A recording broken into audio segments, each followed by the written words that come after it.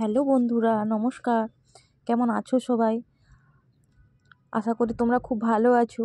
বিনা blog চ্যানেলে সবাইকে স্বাগত ও শুভেচ্ছা ভালোবাসা জানিয়ে একটা নতুন রান্নার রেসিপি তোমাদের সাথে শেয়ার করলাম। একটা নতুন ধরনের আলু, যেটাকে বলে অনেকে খাম আলু বা চুবড়ি আলু, বা অনেকে আবার মাটির আলু বলে থাকে। সেই মাটির আলু বা খাম আলু দিয়ে, ফুলকপি দিয়ে, ডিম দিয়ে ঝোল বানিয়েছি। তোমরা তো অনেকভাবে অনেক রকমই করে এই মাটির আলু রান্না করে খেয়েছো।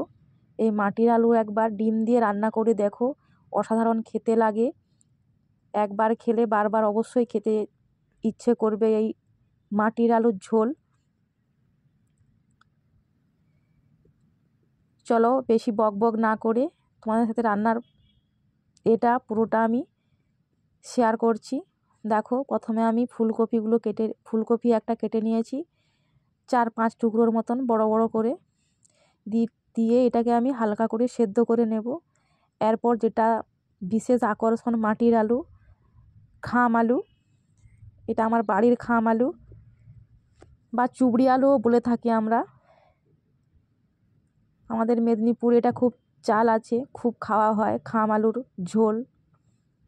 মাছ দিয়েও ঝোল হয়, ফুলকপি দিয়েও ঝোল হয়, আবার এটাকে ঘন্টও বানায়। দেখো, আলুটা এইভাবে কেটে নেব, বড় বড় সাইজের করেই কেটে নেব, কারণ এগুলো খুব তাড়াতাড়ি করে সেদ্ধ হয়ে যায়, বেশিক্ষণ সেদ্ধ করতে লাগে না। দেখো, এইভাবে আমি কেটে নিচ্ছি।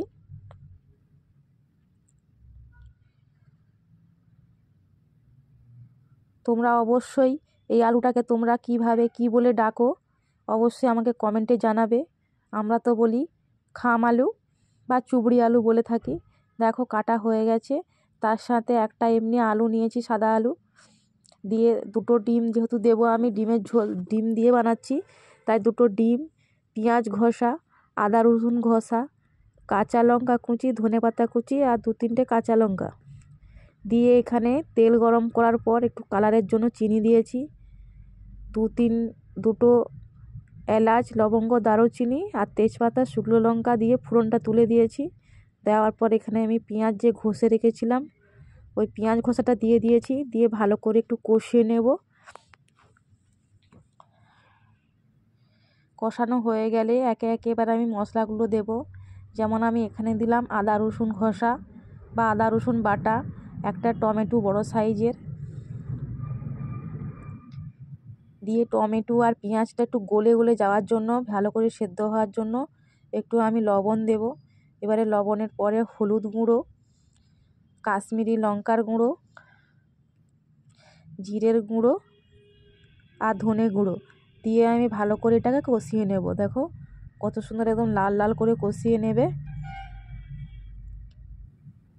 কষানো হয়ে গেলে, তেল ছেড়ে এলে, এবারে আমি যে আলুটা কেটে রাখছিলাম, মাটির আলু আর এমনি সাদা আলু, সেটা আমি দিয়ে ভালো করে আরও কষিয়ে নেব।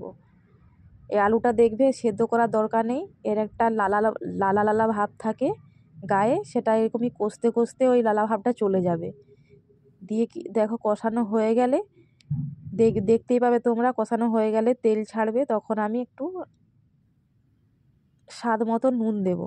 দিয়ে নুনটা দিয়ে ভালো করে কষিয়ে নেব। কোনো জলের ব্যবহার এখানে করবে না, ওই জলেই, ওই কষাতেই দেখবে আস্তে আস্তে করে গ্যাসটা লো ফ্লেমে রেখে কষিয়ে নেবে, খুব ভালো করে আলুটা সেদ্ধ হয়ে যাবে।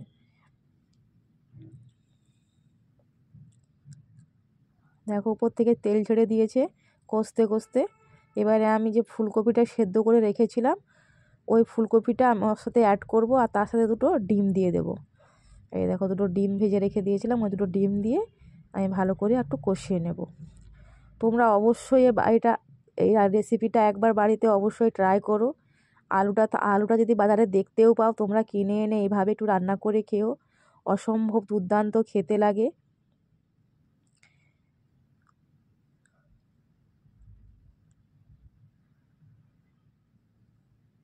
আর তোমরা আমাকে একটু সাপোর্ট করো যাতে আমি একটু এগিয়ে যেতে পারি।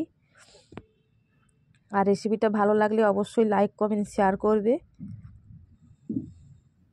আর কমেন্টে জানাবে যে তোমরা এই আলুকে কী বলে ডাকো বা কীভাবে রান্না করে খাও অবশ্যই কমেন্ট বক্সে জানাবে। দেখো কষানো হয়ে গেলে আমি এবারে একটু পরিমাণ মতন জল অ্যাড করব। জলটা অ্যাড করার পর উপর থেকে আমি ধনেপাতা ছড়িয়ে এবারে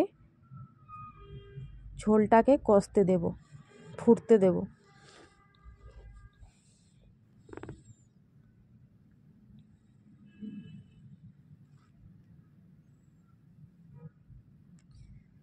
দেখো এইভাবে একটু কষিয়ে এলে, ফুটে এলে, যেরকমই তোমরা জুস খেতে চাইছো সেরকমইভাবে ঝোলটা রেখে দিয়ে তারপরে নামিয়ে দেবে। দেখো আলুগুলো খুব ভালোভাবে সেদ্ধ হয়ে গেছে একদম।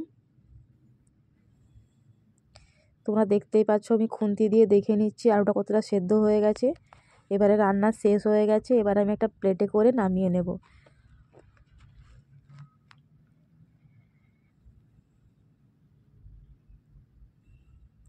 তোমাদের তো আমি ঘন্ট রেসিপিটা, চুবড়ি আলুর যে ঘন্ট হয় সেটা আমি তোমাদের সাথে রান্না শেয়ার করেছি।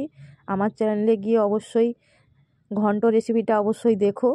আর এটা বেশ ঝোল বানিয়েছি, আমার মা ঠাকুমারা এভাবে ঝোলটা বানাতো, তাই আমিও একবার বানিয়ে নিলাম। একবার কেন, আমি অনেকবার বানিয়েছি। আর বাড়িতে গেলে এটা আমার রান্নাও হয়, মা বানায় মাছ দিয়ে, ওই খাম আলু দিয়ে ঝোল। সবাই ভালো থেকো, সুস্থ থেকো, দেখা হবে পরের রেসিপিতে। নমস্কার বন্ধুরা।